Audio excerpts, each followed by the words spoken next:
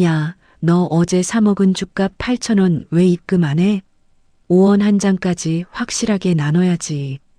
아픈 아내에게 죽값 8,000원까지 독촉하던 치졸한 남편. 그런데 자기 엄마 칠순 잔치 비용 500만 원은 저보고 전액 다 내라네요. 오늘은 이 뻔뻔한 남편과 시댁을 호텔 로비 한복판에서 완벽하게 매장해버린 역대급 사이다 사연입니다. 구독과 좋아요 누르시고 지혜 씨의 통쾌한 복수국 지금 바로 확인하시죠. 안녕하세요, 시청자 여러분. 사랑에서 시작한 결혼이 어쩌면 이렇게 차가운 숫자의 나열로 변할 수 있을까요? 여러분은 반반 결혼이라는 말을 들으면 어떤 생각이 드시나요? 요즘 젊은 사람들은 합리적이라며 좋아하는 이 방식이 저에게는 매일 밤 제 목을 죄어오는 올가미가 될 줄은 꿈에도 몰랐습니다. 이제 겨우 결혼한 지 1년. 남들은 신혼의 단꿈에 젖어 깨가 쏟아진다고들 하지만 저희 집 거실엔 꿀냄새 대신 서늘한 냉기만 가득하죠. 그 냉기의 중심에는 제 남편 승준 씨가 서 있습니다. 그는 참 바른 사람처럼 보였습니다. 연애 시절 데이트 코스를 완벽하게 짜오고 예산을 꼼꼼히 챙기는 모습에 전 그만 속고 말았어요. 아, 이 사람은 참 책임감이 강하고 철저하구나. 내 앞날을 믿고 맡겨도 되겠어라고 생각했으니까요. 하지만 그 철저함이 저를 향한 칼날이 되어 돌아오는 데는 그리 오랜 시간이 걸리지 않았습니다. 결혼식 구두를 벗기도 전부터 남편은 엑셀 파일을 하나 공유해 주더군요. 이름하여 부부 공동 정산표. 그게 제 지옥의 시작이었습니다. 오늘도 퇴근하고 돌아오니 식탁 위엔 낯익은 종이 한 장이 놓여 있습니다. 어제 퇴근길에 제가 마트에 들러 샀던 식재료들의 영수증이었죠. 제가 씻고 나오기도 전에 남편은 계산기 두드리는 소리를 냅니다. 지혜야, 여기 대파 한 단에 3,450원, 두부 한 모에 1,800원, 그리고 자기가 먹고 싶다던 아이스크림이 2,500원이네. 대파랑 두부는 공동식비니까 반으로 나누면 2,625원이고 아이스크림은 자기 개인 기호식품이니까 자기가 100% 부담해야 해. 아까 톡으로 보낸 표에 수정해뒀으니까 확인하고 입금해줘. 수건으로 젖은 머리를 말리다 말고 저는 멍하니 서 있을 수밖에 없었습니다. 2,625원. 그 끝자리에 붙은 5원짜리 하나까지 나누겠다는 남편의 목소리엔 미안함이라곤 눈곱만큼도 찾아볼 수 없었거든요. 제가 아이스크림 하나를 사서 혼자 다 먹나요? 기분 좋게 한 입 떠서 남편 입에도 넣어주고 같이 웃으며 나눠 먹으려고 산 건데 그에게 아이스크림은 그저 제 개인 통장에서 빠져나가야 할 지출 항목일 뿐이었습니다. 우리는 맞벌이 부부입니다. 저도 남들만큼 벌고 남들만큼 고생하며 사회생활을 하죠. 그래서 처음 남편이 경제적으로 독립적인 생활을 제안했을 때 저도 흔쾌히 동의했습니다.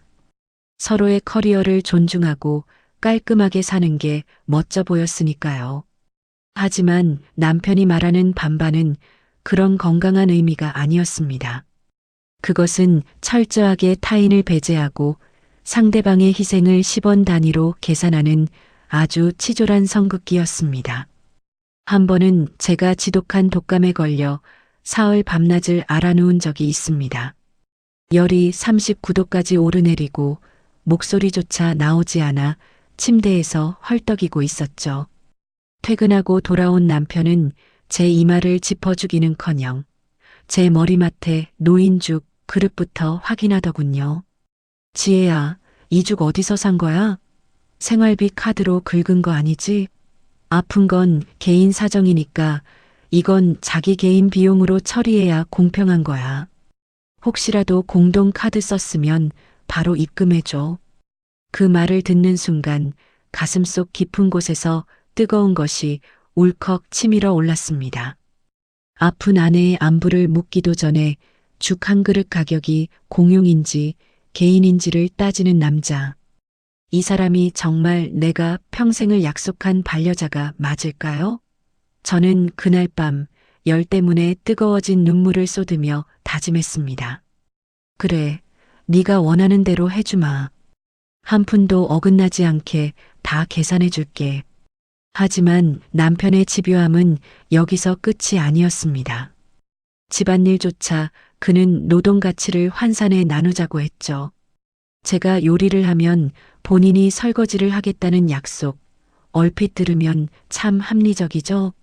그런데 제가 국 하나 반찬 두 개를 하느라 냄비와 프라이팬을 총 3개 쓰면 그는 눈을 부라리며 따집니다.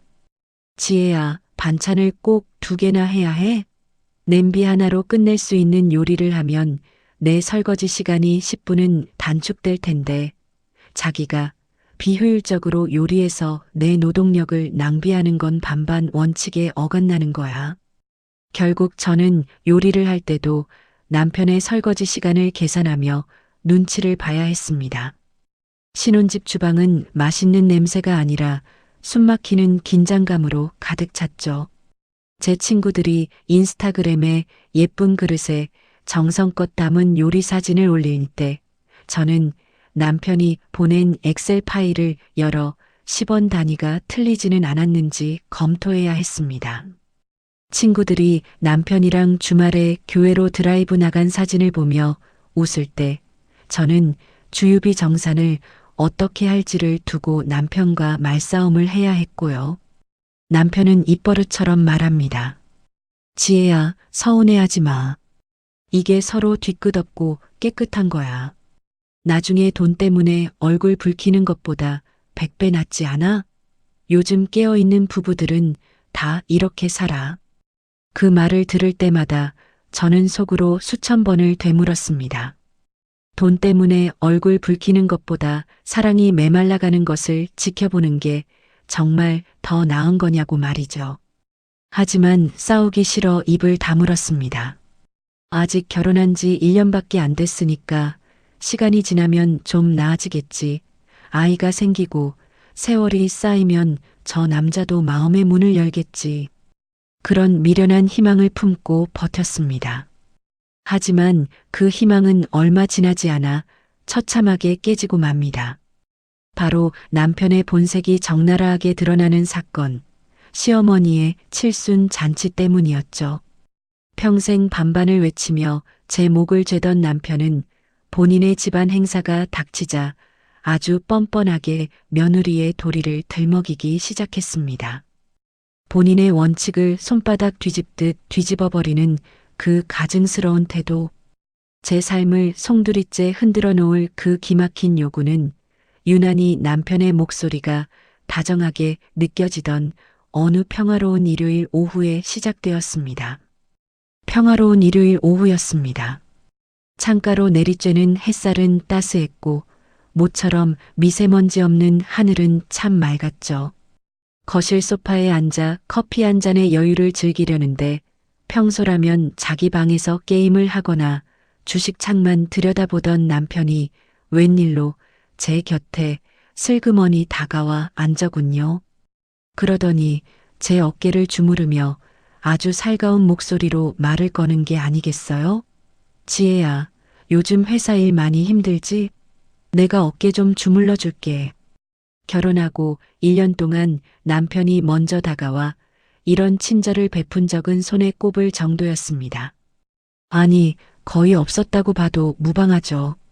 10원 한 장까지 계산기를 두드리던 사람이 갑자기 왜 이럴까 고마움보다는 덜컥 것부터 났습니다. 역시나 제 불길한 예감은 틀리지 않았어요.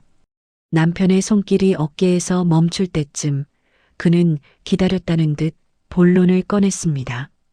지혜야, 다음 달이면 우리 어머니 칠순인 거 알지? 어머니가 요새 부쩍 외로워하시는데 이번에 좀 제대로 챙겨드리고 싶어서. 어머니의 칠순. 저도 잊지 않고 있었습니다. 아무리 남편과 반반을 한다지만 시어머니의 생신인데 며느리로서 도리는 해야 한다고 생각했으니까요. 그래서 저도 나름대로 예산을 짜두고 있었죠. 제가 고개를 끄덕이자 남편은 가방에서 종이 뭉치 하나를 꺼내 제 앞에 들이밀었습니다. 그건 강남의 한 유명 호텔 뷔페 견적서와 행사 기획서였어요. 이게 뭐야? 제가 묻자 남편은 아주 당당하게 대답하더군요. 어머니가 친구분들한테 자랑하고 싶어 하셔서 일가 친척들 다 모시고 호텔에서 잔치를 좀 크게 하려고. 뷔페 대관료에 출장 밴드, 그리고 어머님 순금 반지랑 한복까지 다 합치니까 500만 원 정도 들겠더라고. 근데 지혜야 알지? 이번 잔치 비용은 자기가 좀 전액 부담해줬으면 해. 순간 제가 귀를 의심했습니다. 500만 원? 그것도 전액을 제가 부담하라고요? 너무 어이가 없어서 웃음조차 나오지 않았습니다. 여보, 지금 무슨 소리 하는 거야? 우린 생활비도 10원 단위로 반반 나누는 사이잖아. 그런데 어머니 칠순 잔치 비용을 왜 내가 다 내야 해? 당신이 장남이고 당신 어머니인데 당신이 내거나 적어도 반반씩 해야 하는 거 아니야? 제 말이 끝나기도 전에 남편의 얼굴에서 조금 전의 다정함은 싹 사라졌습니다. 대신 그 자리에 들어앉은 건 아주 싸늘하고 뻔뻔한 표정이었죠. 지혜야, 말이 참 섭섭하다. 다른 집들은 며느리가 알아서 척척 효도 잔치 열어준다는데 자기는 왜 이렇게 계산적이야? 그리고 우리 부모님이 결국 자기 부모님 아냐? 며느리 돌이라는 게 있는데 이런 경조사비까지 반반 따지는 건 너무 정없지 않아? 정없다는 말. 그 입에서 그 소리가 나오니 정말 기가 막혔습니다. 아픈 아내의 죗값 8,000원을 아까워하며 개인 돈으로 입금하라고 독촉하던 사람이 정작 본인 어머니의 수백만 원짜리 잔치 비용 앞에서는 가족애와 며느리의 도리를 들먹이다니요. 이 남자의 머릿속에 들어있는 반반의 기준은 대체 무엇일까요? 저에게는 들이대는 그 엄격한 잣대가 왜 본인의 효도 앞에서는 한없이 너그러워지는 걸까요?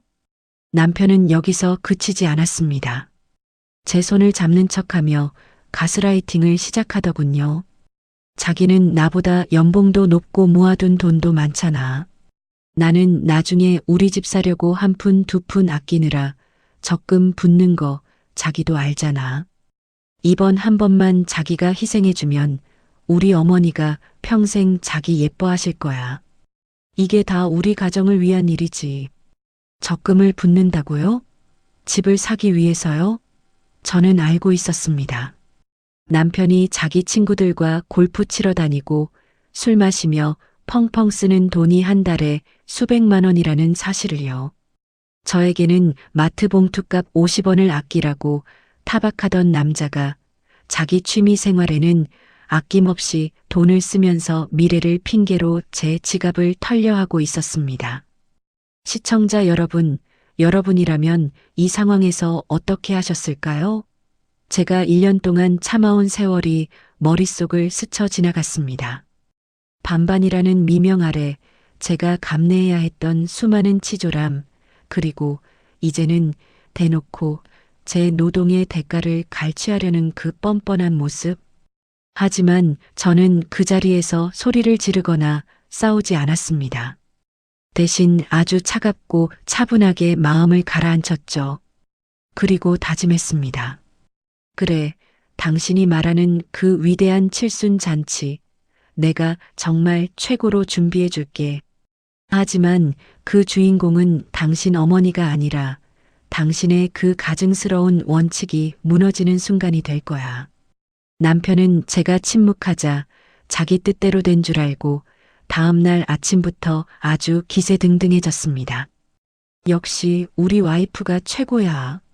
어머니한테는 내가 말 잘해둘게. 예약은 자기가 알아서 멋지게 해줘. 라며 콧노래를 부르며 출근하더군요. 그 뒷모습을 보며 저는 결심했습니다. 이 남자가 그토록 소중하게 여기는 체면과 돈, 그 두 가지를 한꺼번에 날려버릴 수 있는 가장 완벽한 시나리오를 짜기로 말이죠. 남편은 아주 가벼운 발걸음으로 출근했습니다. 현관문이 닫히는 소리와 함께 정적이 찾아온 거실에서 저는 남편이 내밀고 간 그 500만 원짜리 견적서를 한참이나 내려다보았습니다. 며느리 돌이라는 말로 포장된 그 무거운 요구가 제 가슴을 짓눌렀죠.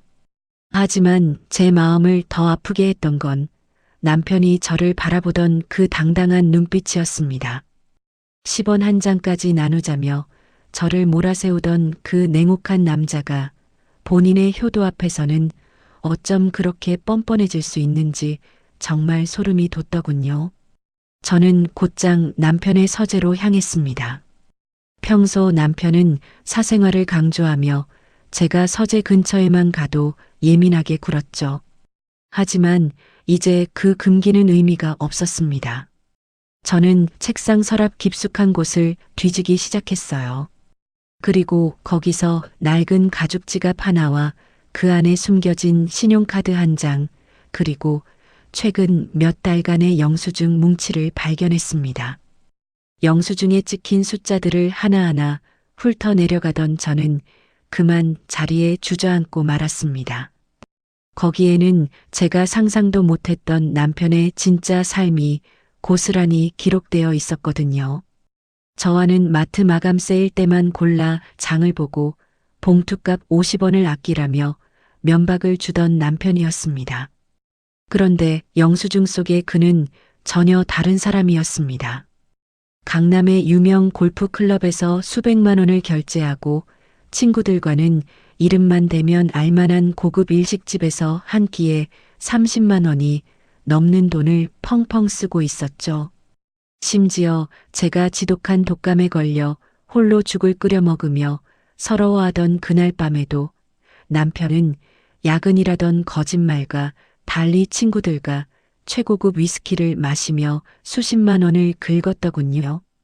우리의 미래를 위해 집을 사기 위해 한 푼이라도 아껴야 한다던 남편의 말은 모두 저를 속이기 위한 가증스러운 연극이었습니다.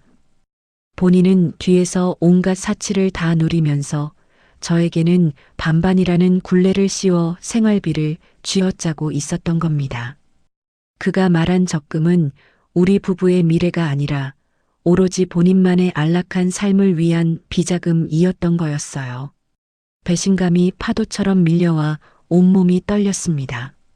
1년이라는 시간 동안 제가 사랑하고 믿었던 남자가 한낱 사기꾼과 다를 바 없었다는 사실에 심장이 갈갈이 찢기는 기분이었죠. 그때였습니다. 제 핸드폰이 진동하며 시어머니의 이름이 화면에 떴습니다. 심호흡을 한 번 하고 전화를 받자마자 시어머니의 날카로운 목소리가 귓전을 때렸습니다. 예, 지혜야. 승준이한테 얘기 들었다. 이번 내 칠순 잔치 네가 호텔에서 근사하게 차려주기로 했다면서? 역시 우리 며느리밖에 없다. 내 친구들이 벌써 부러워 죽겠다고 난리다 얘. 시어머니는 고맙다는 말 한마디 없이 당연하다는 듯 다음 요구사항을 늘어놓으셨습니다. 호텔 뷔페만으로는 좀 부족할 것 같아서 말이다. 답례품으로 낼 최고급 떡 세트랑 내 친구들 줄 화장품 세트도 네가 좀 알아봐라. 며느리가 돈 버는데 그 정도는 식은 죽 먹기 아니냐? 시어머니의 목소리 뒤로 남편의 뻔뻔한 웃음소리가 겹쳐 들리는 것 같았습니다. 이 집안 식구들에게 저는 가족이 아니라 언제든 돈을 뽑아낼 수 있는 편리한 현금 인출기였던 거죠. 하지만 저는 화를 내는 대신 아주 차분하고 상냥한 목소리로 대답했습니다. 그럼요, 어머님. 평생 한 번뿐인 칠순이신데 제가 소홀히 할 수 있나요? 답례품부터 한복까지 서울에서 제일 좋은 곳으로 제가 다 알아서 준비할게요. 걱정 마시고 친구분들 초대 많이 하세요. 전화를 끊고 나니 오히려 마음이 차갑게 가라앉았습니다. 슬픔은 분노가 되었고 분노는 아주 치밀한 계획이 되었습니다. 남편이 그토록 소중하게 여기는 돈과 체면, 그리고 시댁 식구들이 저를 이용해 누리려 했던 그 화려한 잔치. 그 모든 것을 가장 높은 곳에서 가장 비참하게 떨어뜨려 주겠다고 다짐했습니다. 저는 곧장 노트북을 켜서 남편이 가져온 호텔 견적서를 다시 살폈습니다.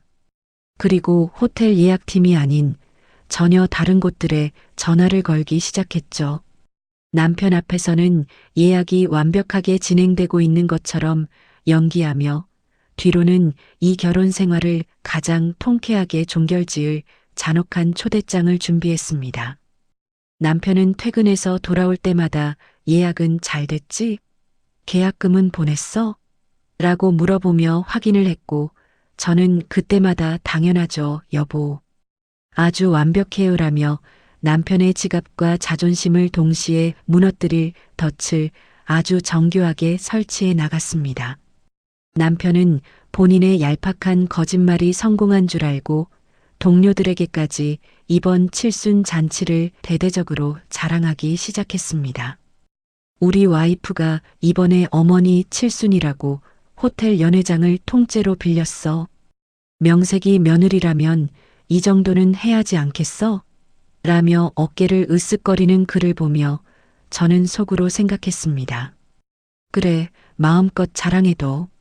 그 높은 콧대가 칠순 잔칫날 바닥에 처박힐 때 네가 어떤 표정을 지을지 정말 기대되거든. 이제 결전의 날이 얼마 남지 않았습니다. 폭풍전야라는 말이 있죠. 큰 폭풍이 몰아치기 전에 바다는 이상하리만치 고요하고 평화로운 법입니다. 남편의 비밀 영수증들을 확인하고 시어머니의 뻔뻔한 전화를 받은 뒤 저희 집의 풍경이 딱 그랬습니다.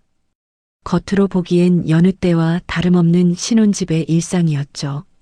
남편은 여전히 퇴근하면 계산기를 두드리고 저는 그 옆에서 말없이 저녁을 차렸습니다. 하지만 제 마음속에는 이미 거대한 파도가 소용돌이치고 있었어요. 1년이라는 시간 동안 저를 올가매었던 반반이라는 이름의 사슬을 끊어내기 위한 아주 정밀한 설계가 시작된 겁니다. 남편은 제가 본인의 요구를 전적으로 수용했다고 믿었는지 날이 갈수록 기고만장해졌습니다. 지혜야, 역시 자기는 말이 잘 통해. 어머니가 벌써 친척들한테 호텔 약도까지 다 보내셨단다. 이번에 우리 집안 위신 좀 제대로 서겠어. 남편은 소파에 길게 누워 텔레비전을 보며 선심 쓰듯 말했습니다. 그 목소리에는 아내에 대한 고마움이나 미안함 대신 본인의 가스라이팅이 성공했다는 승리감만 가득했죠. 저는 그 뒷모습을 보며 속으로 비웃었습니다. 그래, 마음껏 떠들어도. 그 위신이라는 게 얼마나 처참하게 무너질지 곧 알게 될 테니까. 저는 본격적으로 실행에 옮겼습니다. 먼저 남편이 가져온 호텔 연회장 견적서를 들고 호텔을 방문했죠. 하지만 저는 계약금을 내러 간 게 아니었습니다. 대신 지배인을 만나 아주 정중하게 확인했습니다. 예약자 명단에 제 남편 이름으로 올라와 있죠? 당일 결제는 어떻게 진행되나요? 지배인은 친절하게 설명해 주더군요. 네, 당일 행사가 끝나고 현장에서 카드로 결제하시거나 현금 결제로 해주시면 됩니다. 저는 그 말을 듣고 조용히 미소 지었습니다. 남편은 제가 이미 제 카드로 계약금을 치른 줄 알고 있었지만 사실 저는 단 한 푼도 입금하지 않았거든요. 그가 그토록 소중히 여기는 반반 원칙대로라면 본인 어머니의 잔치 비용은 본인이 내는 게 당연하니까요. 뿐만 아니었습니다. 시어머니가 요구하셨던 그 수십 세트의 고급 떡과 화장품 선물들. 저는 시어머니가 원하시는 대로 서울에서 가장 비싸다는 곳들에 전화를 돌려 주문을 넣었습니다. 하지만 결제 방식은 모두 현장 결제 혹은 주문자 직접 결제로 설정해 두었죠. 남편과 시댁 식구들이 잔칫날 당당하게 손님들에게 선물을 나눠주려는 그 순간 결제가 안 되었다며 사장님들이 들이닥칠 그 광경을 상상하니 가슴이 뻥 뚫리는 기분이었습니다. 시청자 여러분, 누군가는 제가 너무 잔인하다고 할지도 모릅니다. 하지만 지난 1년을 되돌아보세요. 제가 지독한 독감으로 숨도 제대로 못 쉬던 밤, 죽 한 그릇 가격 8,000원을 아까워하며 제 통장에서 돈을 빼가던 남편입니다. 마트 봉투값 50원을 두고 경제관념이 없다며 저를 가르치려 들던 그 오만함은 어떻고요? 본인은 뒤에서 수백만 원짜리 골프채를 사고 일식집을 다니면서 아내인 저에게는 미래를 위한 희생을 강요하던 그 이중성. 그 기만적인 삶에 비하면 제가 준비한 이 연극은 오히려 소박한 편이었죠. 잔치를 일주일 앞둔 어느 날 밤 남편이 물었습니다. 지혜야, 준비는 다 된 거지? 계약금 영수증 좀 보여줘봐. 내 친구들이 자꾸 물어보네. 얼마짜리 코스냐고. 남편의 뻔뻔한 요구에 저는 미리 준비해둔 가짜 영수증 파일을 보여주었습니다. 숫자에 밝은 남편이지만 제가 정교하게 만든 그 숫자의 함정은 알아차리지 못하더군요. 그는 만족스러운 듯 제 어깨를 툭툭 치며 나갔습니다. 수고했어. 역시 며느리가 돈을 잘 벌어야 집안이 산다니까. 그날 밤 저는 남편이 나간 뒤 어두운 방 안에서 홀로 짐을 싸기 시작했습니다. 이 집에 제 흔적을 남기지 않기 위해서였죠. 소중한 물건들, 옷가지들, 그리고 남편이 그토록 아까워하던 제 개인 비상금들까지 하나씩 정리하며 저는 이 신혼집이 아니라 감옥을 나가는 기분을 느꼈습니다. 그리고 마지막으로 남편의 서재에서 복사해둔 그 화려한 카드 명세서와 비밀 계좌 내역들, 그리고 1년 동안 제가 기록해온 반반 생활 장부를 가방 가장 깊숙한 곳에 넣었습니다. 이것이야말로 칠순 잔칫날 제가 시댁 식구들에게 줄 가장 화려한 선물이 될 테니까요. 이제 시간은 거침없이 흘러 잔치 하루 전날이 되었습니다. 시어머니는 들뜬 목소리로 제게 전화를 걸어 내일 한복 예쁜 거 입고 와라. 내가 내 친구들 앞에서 내 자랑 좀 많이 할 거니까라며 호들갑을 떠셨습니다. 저는 그저 네 어머님, 내일 정말 잊지 못할 하루가 되실 거예요 라고 대답했죠.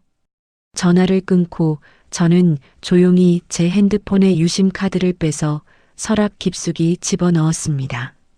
그리고 미리 준비해둔 새로운 번호의 핸드폰을 켰습니다. 내일이면 모든 게 끝납니다. 승준 씨가 그토록 소중하게 여기던 가짜 원칙들, 시댁 식구들이 며느리를 상대로 부리던 그 가당치 않은 위세. 그 모든 것이 호텔 연회장의 화려한 조명 아래서 가장 비참하게 부서져 내릴 겁니다. 저는 차가운 밤 공기를 들이마시며 조용히 은조렸습니다. 승준 씨, 당신이 가르쳐준 대로 나도 이제 딱 반반씩만 할게. 당신이 준 고통, 딱 그만큼만 돌려줄 테니까 기대해. 대망의 칠순 잔칫날 아침이 밝았습니다. 창밖은 눈이 시릴 정도로 푸르렀고 공기는 말할 수 없이 상쾌했죠. 마치 하늘조차 제 새로운 시작을 축복해주는 것 같았달까요? 욕실에서는 남편이 콧노래를 흥얼거리며 면도를 하고 있었습니다. 지혜야, 오늘 한복 잘 챙겼지? 우리 엄마가 자기 기대 많이 하셔. 며느리가 호텔에서 칠순 잔치 열어준다고 동네방네 소문을 다 내놨거든. 이따 늦지 말고 호텔에서 보자. 남편은 거울 속의 자신을 보며 만족스러운 듯 연신 넥타이를 매만졌습니다. 그 뻔뻔한 뒷모습을 보며 저는 아주 조용히 그리고 단호하게 마지막 인사를 건넸습니다.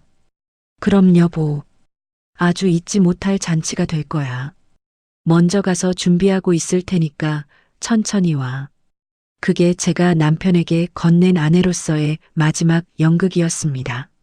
남편이 집을 나서자마자 저 역시 미리 싸둔 가방을 들고 집을 나섰습니다. 현관문을 닫기 전 저는 거실 테이블 중앙에 아주 눈에 잘 띄게 흰 봉투 하나를 올려두었죠. 그 안에는 지난 1년간 남편이 저를 쭝쭝거리며 몰아세웠던 반반 정산표와 제가 몰래 수집한 남편의 화려한 비밀 지출 내역, 그리고 차갑게 인쇄된 이혼 소장 사본이 들어 있었습니다. 당신이 그토록 사랑하는 그 숫자들, 오늘 실컷 구경해봐. 저는 조용히 읊조리며 도어락 소리와 함께 그 지옥 같던 신혼집을 빠져나왔습니다. 발걸음이 어찌나 가볍던지 마치 구름 위를 걷는 기분이었죠. 제가 친정 부모님 댁에 도착해 고소한 된장찌개 냄새를 맡으며 따뜻한 집밥을 먹고 있을 때쯤 서울의 한 최고급 호텔 로비는 그야말로 아수라장이 되어 있었습니다. 시어머니는 평생 한 번뿐인 화려한 주인공이 되기 위해 수십 명의 일가 친척은 물론 평소 시샘하던 동네 친구들까지 싹 다 불러 모으셨겠죠. 남편 역시 본인의 회사 상사들과 동료들까지 초대해 우리 와이프가 준비한 호텔 연회장입니다라며 어깨에 힘을 잔뜩 주고 있었을 겁니다. 하지만 예약 확인을 위해 데스크로 향한 남편의 표정이 서서히 흑빛으로 변해가는 그 순간 호텔 로비의 공기는 순식간에 얼어붙었습니다. 예약 내역이 없다고요? 그럴 리가요. 제 아내가 분명히 여기서 제 이름으로 가장 비싼 코스로 다 예약했다고 했는데요. 남편의 고함이 화려한 샹들리에 아래로 울려 퍼졌습니다. 지배인은 난감한 표정으로 조회 화면을 돌려주며 대답했겠죠. 고객님, 성함으로 조회되는 내역이 있지만 예약 취소하셨습니다. 계약금 납부도 없었고요. 이 소식을 들은 시어머니는 입을 떡 벌린 채 멍하니 서 계셨을 테고 주변에 모여있던 친척들은 웅성거리기 시작했습니다. 아니, 호텔에서 한다더니 이게 뭐야? 밥도 못 먹는 거야? 손님들은 수십 명인데 들어갈 데도 없고 차려진 음식도 없는 그 황당한 상황. 회사 상사들 앞에서 체면을 구긴 남편의 등은 식은 땀으로 흠뻑 젖었을 겁니다.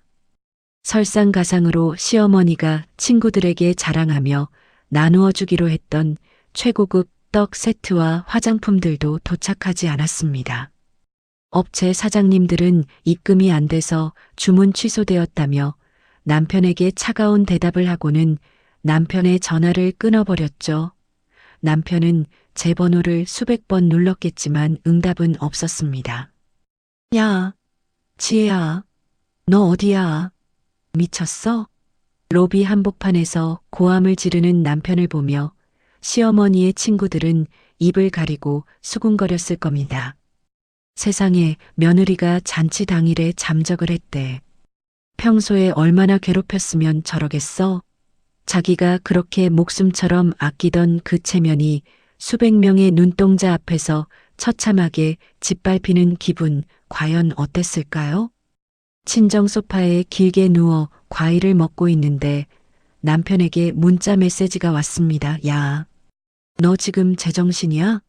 여기 지금 난리 났어. 너 당장 안 오면 죽을 줄 알아.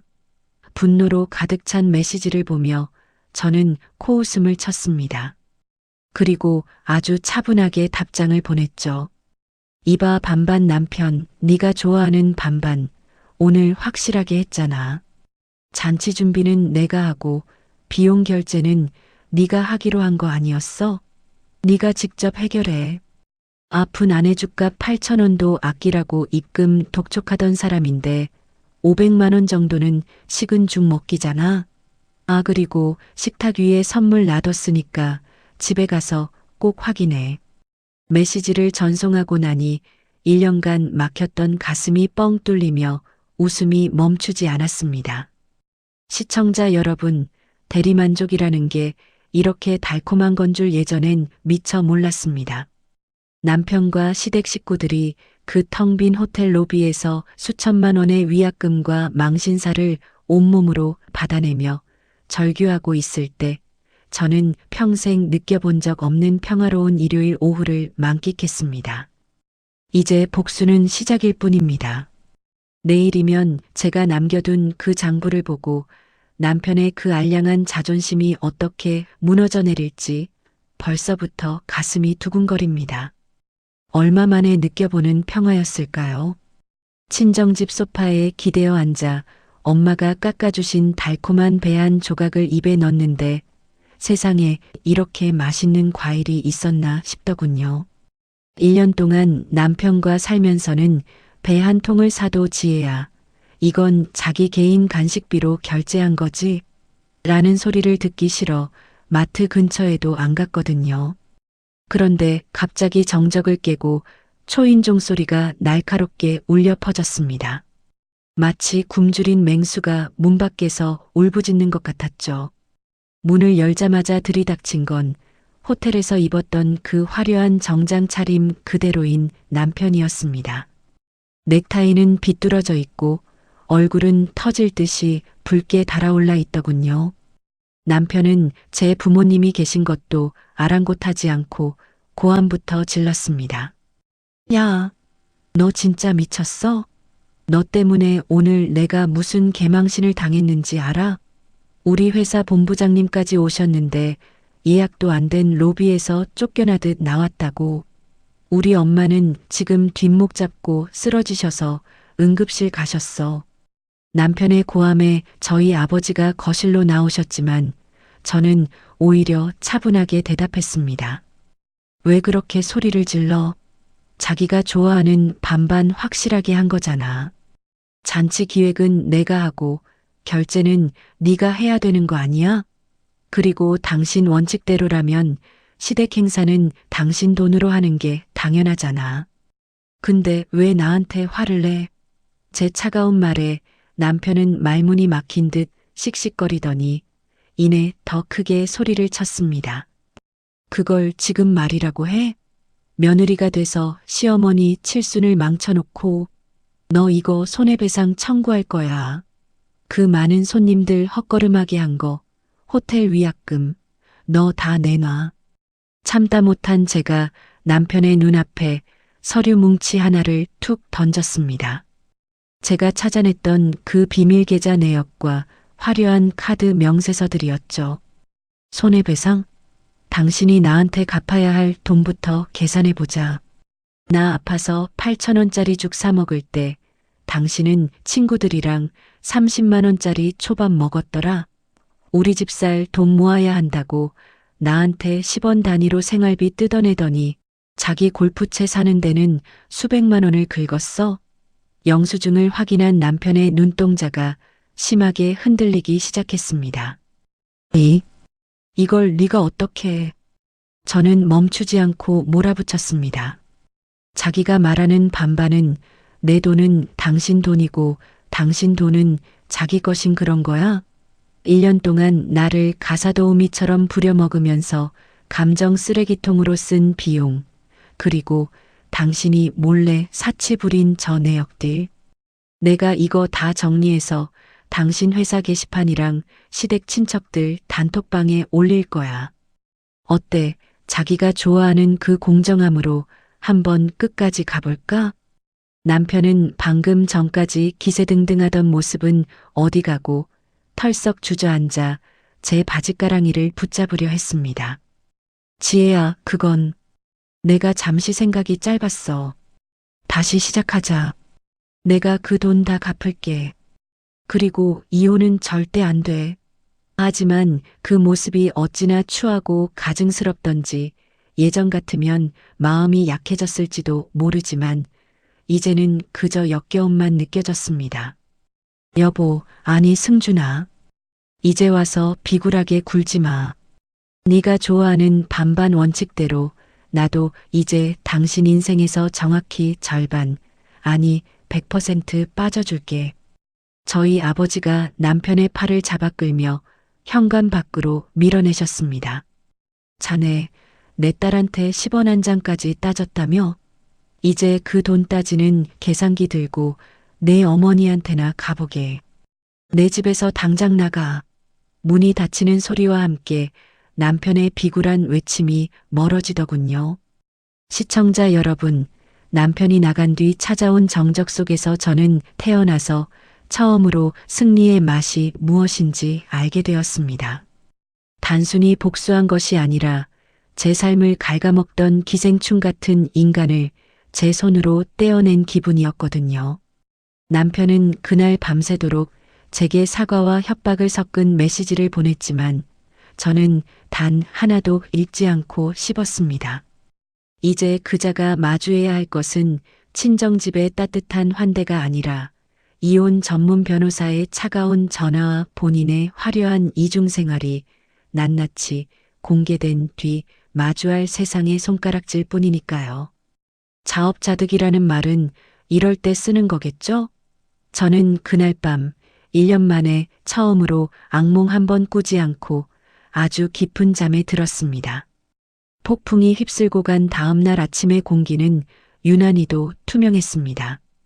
친정집 마당에 핀 꽃들이 어제보다 더 선명해 보이더군요. 제가 1년 동안 남편과 살면서 잊고 지냈던 평온함이라는 감정이 비로소 제 자리를 찾은 기분이었습니다. 하지만 제가 평화를 만끽하는 사이 남편과 시댁 식구들의 세상은 그야말로 지옥불에 떨어진 듯 요동치고 있었습니다. 아침 일찍부터 제 새 핸드폰으로 번호도 없는 연락들이 빗발치기 시작했습니다. 그중 하나를 확인하니 역시나 신우이더군요. 야, 올케. 너 진짜 사람이 어떻게 이래? 우리 엄마 지금 충격받아서 혈압으로 쓰러지셨어. 의사가 마음의 준비하라는데. 너 지금 발 뻗고 잠이 오니? 당장 병원으로 튀어와서 무릎 꿇고 빌어. 신우이의 표독스러운 목소리가 텍스트 너머로 생생하게 들리는 듯 했습니다. 하지만 저는 예전의 착한 며느리가 아니었습니다. 저는 아주 차갑게 답장을 보냈죠. 아니 형님, 어머니 쓰러지신 게 왜 제 탓인가요? 자식이 칠순 잔치 하나 제대로 예약 못해서 망신당한 탓이지. 그리고 형님도 반반 좋아하시잖아요. 어머니 병원비도 형님이랑 당신 남동생이랑 딱 반반씩 내세요. 아, 형님은 전업주부라 돈 없으신가? 그럼 당신 남동생 비밀 계좌에 돈 많으니까 거기서 꺼내 쓰라고 하세요. 답장을 보내고 나니 10초도 안 되어 전화가 걸려왔지만 저는 가볍게 수신 거부를 눌렀습니다. 그리고 이제는 제 차례였습니다. 저는 미리 준비해 두었던 선물 세트를 개봉하기 시작했습니다. 첫 번째 타겟은 시어머니의 그 소중한 동네 평판이었죠. 시어머니는 평생 우리 아들 잘 키웠다. 며느리가 호텔에서 대접한다며 동네방네 자랑하는 걸 인생의 유일한 낙으로 삼으셨던 분입니다. 마침 저를 비난하는 시어머니 친구들과 친척들의 문자가 빗발치고 있었기에 저는 그 기회를 놓치지 않았습니다. 저에게 도리가 없다며 훈수를 두는 사람들에게 일일이 파일 하나를 답장으로 전송하기 시작했죠. 거기에는 남편이 그동안 저에게 보냈던 치졸한 반반 장부와 남편의 화려한 사치 명세서가 아주 보기 좋게 정리되어 있었습니다. 그리고 짧은 글을 덧붙였습니다. 안녕하세요. 승준이 아내였던 지혜입니다. 도리를 말씀하시니 저도 한 말씀 올릴게요. 10원 단위로 생활비를 뜯어내면서 뒤로는 골프채 사고 유흥비로 수천만 원을 쓴 남편 그리고 그 아들을 감싸며 며느리에게 칠순 비용 500만 원을 전액 전가하려던 시댁의 진실입니다. 이게 여러분이 말씀하시는 도리인가요? 반응은 즉각적이었습니다. 제 답장을 받은 분들이 경악하며 그 자료들을 자기들끼리 모여있는 모든 단톡방에 퍼나르기 시작했거든요. 단톡방은 순식간에 아수라장이 되었습니다. 세상에 승준 엄마가 착한 척하더니 뒤로는 이랬단 말이야? 어쩐지 칠순 잔치에 예약도 안 되어 있더라니. 며느리가 참다 터진 거구먼. 시어머니가 그토록 목숨처럼 아끼던 고귀한 시어머니의 이미지는 그날로 가루가 되어 흩어졌습니다. 병실에서 친구들의 싸늘한 메시지를 확인했을 시어머니의 표정을 상상하니 가슴속에서 시원한 폭포수가 쏟아지는 기분이었습니다. 하지만 진짜 참교육은 이제 시작이었습니다. 두 번째 타겟은 바로 남편의 직장이었죠. 남편은 회사에서 가정적인 엘리트 이미지를 구축하고 있었습니다. 상사들에게 깍듯하고 부하 직원들에게 존경받는 척 연기해왔죠. 저는 남편의 회사 내부 게시판과 본부장님 메일로 모든 증거 자료를 보냈습니다. 사내 도덕성 결여 및 배우자에 대한 가스라이팅, 경제적 착취라는 제목으로 말입니다. 특히 남편이 야근이라며 거짓말하고 친구들과 고급 일식집에서 법인카드를 유용한 정황까지 함께 첨부했죠. 얼마 뒤 남편에게서 비명에 가까운 전화가 왔습니다. 남편이 울부짖더군요.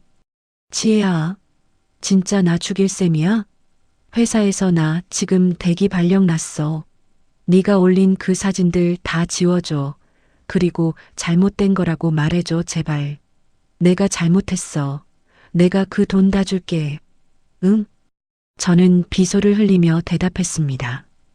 야, 넌 아직도 돈으로 해결될 줄 아는구나. 네가 좋아하는 반반 원칙대로 너도 이제 네가 저지른 짓에 대한 대가를 딱 반반, 아니 100% 다 치러야지. 이혼 서류에 도장 찍을 준비나 해. 전화를 끊고 마시는 시원한 물 한 잔이 어찌나 달콤하던지요. 1년 동안 남편과 살면서는 제 집 냉장고에 있는 물 한 병을 마셔도 지혜야, 이거 생수 번들 내가 산 거니까 500원 입금해라는 소리를 듣지 않을까 전전긍긍했었거든요. 그런 치졸한 인간에게서 대기 발령이라는 비보를 들으니 10년 묵은 체증이 내려가는 기분이었습니다. 하지만 시청자 여러분, 인간의 욕심과 치졸함은 바닥이 없다는 것을 저는 이번 법적 공방을 통해 다시 한번 뼈저리게 느꼈습니다. 며칠 뒤 남편은 이혼 서류를 받자마자 다시 한번 제 친정으로 들이닥쳤습니다. 이번엔 화를 내는 대신 아주 비굴하고 처량한 표정으로 무릎까지 꿇더군요. 지혜야, 내가 정말 잘못했어. 회사에서 본부장님이 나한테 사직서 쓰라고 압박하신단 말이야. 네가 회사에 보내준 그 자료들, 그거 다 오해라고 한 번만 말해줘. 그럼 네가 원하는 대로 다 해줄게. 남편의 그 눈물 섞인 애원을 보며 저는 코웃음이 나왔습니다. 본인의 인생이 무너지니까 그제야 제 소중함을 아는 척하는 그 가식적인 모습이라니요. 저는 차갑게 대답했습니다. 승준아, 이미 늦었어. 그리고 너랑 다시 시작할 생각 눈꼽만큼도 없으니까 당장 나가. 제가 단호하게 나오자 남편의 비굴했던 표정은 순식간에 다시 도끼로 바뀌더군요. 그래, 그럼 나도 가만히 안 있어. 우리 이혼하면 재산 분할 5대5로 해야 하는 거 알지? 네가 모아둔 적금이랑 내 명의로 된 비상금, 나도 똑같이 반 가져갈 거야. 우린 반반 부부였잖아. 참 기가 막혀서 말이 안 나왔습니다. 제가 피땀 흘려 모은 돈까지 반을 떼어가겠다는 그 신보. 시청자 여러분, 이게 바로 제가 1년 동안 믿고 살았던 남자의 진짜 얼굴이었습니다. 하지만 저는 당황하지 않았습니다. 이미 유능한 변호사를 통해 남편의 비밀 계좌와 사치 내역을 증거물로 확보해둔 상태였거든요. 자기야, 법원에서 재산 분할할 때 내 그 비밀 계좌랑 사적자금 유용 내역이 어떻게 작용할지 정말 몰라서 그래. 유책 배우자가 누군지 판사가 보면 아주 좋아하겠더라. 남편은 제 말에 당황한 듯 입술을 파르르 떨었습니다. 그건 내 개인 돈이지.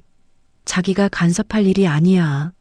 어머, 생활비는 10원 단위로 반반 나누자더니 비밀 계좌는 개인 돈이야? 너 정말 끝까지 추하다. 저는 남편을 무시하고 그대로 문을 닫아버렸습니다. 밖에서 문을 발로 차며 고함을 지르는 남편의 소리가 들렸지만 예전처럼 가슴이 두근거리거나 무섭지 않았습니다. 오히려 그 소리가 패배자의 비명처럼 들려 즐겁기까지 하더군요. 시댁 식구들도 가만히 있지 않았습니다. 시어머니는 병실에서 퇴원하자마자 저희 친정 부모님께 전화를 걸어 며느리가 우리 아들 앞길을 막았다며 손해배상을 청구하겠다고 난리를 치셨죠. 시누이 역시 저 때문에 우리 집안 명예가 더럽혀졌다며 SNS에 제 험담을 올리기 시작했습니다. 하지만 그것이 얼마나 큰 실수인지 그들은 몰랐습니다. 저는 그들이 보내온 협박성 메시지와 명예훼손 게시물들을 하나도 빠짐없이 캡처해서 변호사에게 넘겼거든요. 복수는 감정으로 하는 게 아니라 이렇게 차분하고 법적으로 하는 거라는 걸 제가 똑똑히 보여주기로 했습니다. 이제 정말 결전의 시간이 다가오고 있었습니다. 남편은 본인의 실직 위기를 넘기기 위해 발버둥을 치고 있었고 시댁 식구들은 저를 비난하며 위자료를 한 푼이라도 덜 주려고 머리를 굴리고 있었죠. 하지만 저는 이미 모든 준비를 마쳤습니다. 챕터 9 가면이 벗겨진 끝, 비참한 추락. 법은 때로 차갑고 냉정하지만 진실 앞에서는 그 어떤 감정보다 정확한 잣대를 들이대기 마련입니다. 제가 준비한 그 화려한 반전은 생각보다 훨씬 더 강력한 위력을 발휘했죠. 남편이 그토록 자신만만해하던 반반 원칙이 그자의 발등을 찍는 도끼가 되는 과정은 곁에서 지켜보는 저조차 소름이 돋을 정도로 처절했습니다. 제가 법원에 제출한 증거들은 단순히 이혼 사유를 증명하는 수준을 넘어 승준 씨가 평생을 걸쳐 쌓아온 가짜 인생을 송두리째 무너뜨리는 폭탄이 되었습니다. 가장 먼저 소식이 들려온 곳은 남편의 직장이었습니다. 남편은 평소 회사에서 빈틈없는 완벽주의자이자 청렴한 엘리트로 통하며 승승장구하던 사람이었죠. 하지만 제가 보낸 사적자금 유용 내역과 사치스러운 이중생활의 증거들은 회사 윤리위원회를 발칵 뒤집어 놓기에 충분했습니다. 조사가 시작되자마자 남편은 곧바로 징계위원회에 회부되었어요.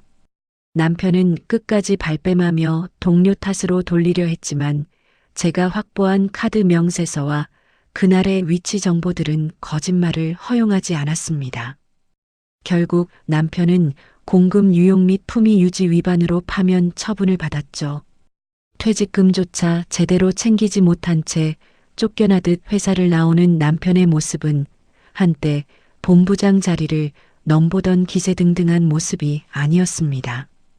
정장에서 넥타이까지 풀어 헤친 채 길거리에 주저앉아 멍하니 하늘만 바라보고 있는 남자의 뒷모습을 전해 들었을 때 저는 비로소 인과응보라는 말의 무게를 실감했습니다. 시댁의 상황은 더 참담했습니다. 특히나 시어머니의 그 화려했던 동네 인맥들이 한순간에 돌아섰습니다. 자식 돈 뺏어서 며느리 등치려던 집구석이라는 소문이 시니어 단톡방을 넘어 동네 목욕탕이며 시장 바닥까지 쫙 퍼졌거든요. 시어머니는 창피해서 집 밖으로 한 발자국도 나오지 못한 채 매일 밤 술로 세월을 보낸다는 소식이 들려왔습니다. 시누이 역시 본인의 사치 행각이 남편에게 들통나며 남매 간의 고성이 오가고 급기야 남편이 시누이에게 빌려준 돈을 갚으라며 소송까지 검토하는 막장 드라마 같은 상황이 벌어졌죠. 남을 괴롭히며 쌓아 올린 가짜 행복은 이렇게 한순간에 무너집니다. 남편은 이제 직장도 잃고 돈도 잃고 가족 간의 신뢰까지 모두 잃은 채 홀로 남겨졌습니다. 반면 저는 그 어느 때보다 당당하게 제 삶을 일구어 나가고 있었습니다. 남편이 10원 단위로 제 생활비를 검열하던 그 지옥 같던 시간들이 이제는 아주 먼 과거의 일처럼 느껴졌습니다. 어느 날 저녁 남편에게서 다시 한번 연락이 왔습니다. 이제는 예전의 고압적인 목소리도 비굴한 가스라이팅도 없었습니다. 그저 공허하고 지친 목소리로 묻더군요. 지혜야, 정말 꼭 이렇게까지 해야 했니? 나 이제 아무것도 없어. 정말 아무것도. 그 말에 저는 아주 담담하게 대답해 주었습니다. 승준아, 넌 아무것도 없는 게 아니야. 넌 이제야 네가 평소에 그렇게 외치던 완벽한 영의 상태가 된 거야. 누구의 도움도, 누구의 희생도 없는 내 진짜 모습 말이야. 축하해. 이제 정말 내 원칙대로 살 수 있게 됐네. 전화를 끊고 저는 시원하게 기지개를 켰습니다. 가슴 한구석에 남아있던 마지막 찌꺼기까지 씻겨 내려가는 기분이었죠. 남편이 처절하게 무너지는 것을 보며 제가 느낀 것은 단순히 복수의 쾌감이 아니었습니다. 그것은 내 삶을 지켜냈다는 안도감과 다시는 누구에게도 내 인생의 주도권을 뺏기지 않겠다는 다짐이었죠. 세상만사 결국 모든 것은 제자리로 돌아오게 마련입니다. 뿌린 대로 거두는 이 명확한 진리 앞에 저는 비로소 진정한 평온을 찾았습니다. 모든 것이 파괴된 폐허 속에서 남편은 마지막 발악으로 이혼 소송에서 재산 분할만큼은 지키려 애썼지만 이미 법원은 그의 유책 사유를 분명히 인지하고 있었습니다. 제가 제출한 모든 증거물이 그의 목을 겨누는 칼날이 되었으니까요. 이제 남은 것은 단 하나, 이 지독한 인연의 완전한 종지부뿐이었습니다. 법원 복도에 울려 퍼지는 제 구두 소리가 유난히도 경쾌하게 들리던 날이었습니다. 마지막 선고가 내려지던 날 판사님의 목소리는 그 어느 때보다 단호하고 명확했죠. 피고 승준 씨가 혼인 기간 중 보여준 기만적인 경제 활동과 배우자에 대한 부당한 대우, 그리고 재산 은닉 시도가 모두 인정되었습니다. 결과는 제 완벽한 승리였습니다. 남편이 그토록 탐내던 제 적금과 비상금은 단 한 푼도 나누지 않아도 된다는 판결이 내려졌고, 오히려 남편은 그동안 제가 과도하게 부담했던 생활비 중 일부와 정신적 고통에 대한 위자료까지 지급하게 되었습니다. 법정을 나오며 마주친 남편의 얼굴은 더 이상 제가 알던 그 오만한 남자의 얼굴이 아니었습니다. 초점 없는 눈동자, 덥수룩하게 자란 수염, 그리고 싸구려 양복 상의에 묻은 얼룩까지.